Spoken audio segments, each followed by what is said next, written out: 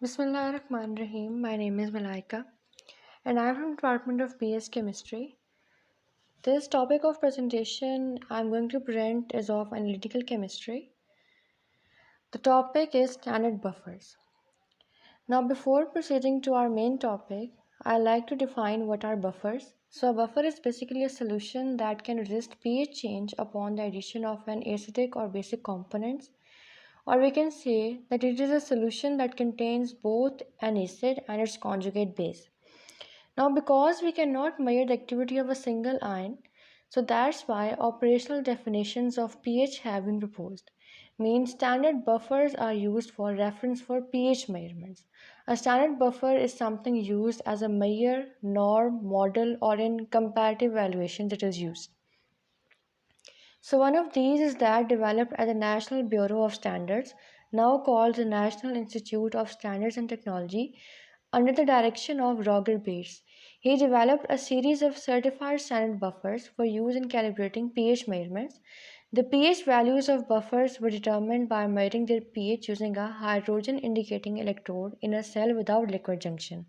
A silver chloride reference electrode was used. Now, what is liquid junction? It is a potential that occurs when two solutions of electrolytes of different concentrations are in contact with each other. So the activity of the chloride ion must be calculated to calculate the potential of the reference electrode using Debye-Huckel theory.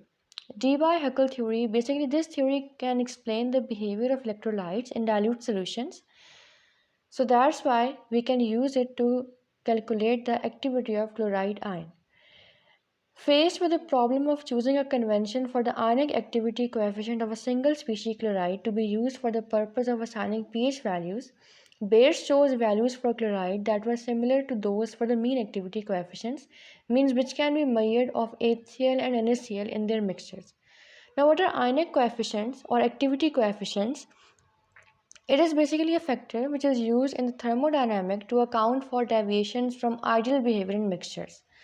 So that's why when Roger Bates was facing the problem that he would not able to choose a single convention for the single species of a single ionic activity coefficient, so he used those values in which mean activity coefficients were given for chloride ions that were HCl and NaCl. So hence this is the basis for the operational definition of pH. This convention is known as the Bates-Gagnaria convention. Here is the table which is showing some of the standard buffer pH values recommended by NIST. Now, why this convention was called Bates-Gagnaria Convention? Because Edward A. Guggenheim of Reading University in the UK and Bates were charged by IUPAC to come with a recommendation, and Guggenheim went along with Bates' suggestion. The NIST pH scale is a multi-standard scale with fixed several points.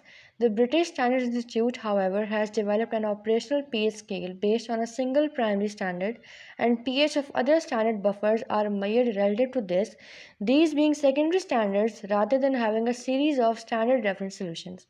In practice, when accurate pH measurements is necessary, the pH meter is calibrated with two standard buffers that bracket the sample pH as closely as possible. So basically, the British Standard Institute developed an operational scale pH measure in which one pH was set as a primary standard and all the other pH of the buffers were measured relative to this. And in actual practice, the pH measurement is necessary where so pH meter is calibrated with two standard buffers and then it can bracket the sample pH as closely as possible.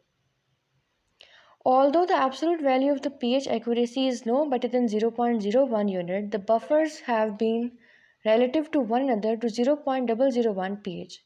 The potentials used in calculating the pH can be measured reproducibly this closely, and the discrimination of differences of thousands of pH units is sometimes important, means an electrode may have to be calibrated to a thousandth of pH unit.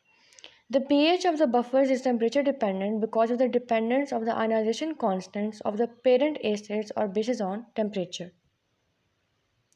Note that several of these solutions are not really buffers and they are actually standard pH solutions whose pH is stable since we do not add acid or base. They are resistant to pH change with minor dilutions. It should be pointed out that if a glass electrode, means SCE cell, saturated calomel electrode, is calibrated with one standard buffer and is used to measure the pH of another, the new reading will not correspond exactly to the standard value of the second because of the residual liquid junction potential.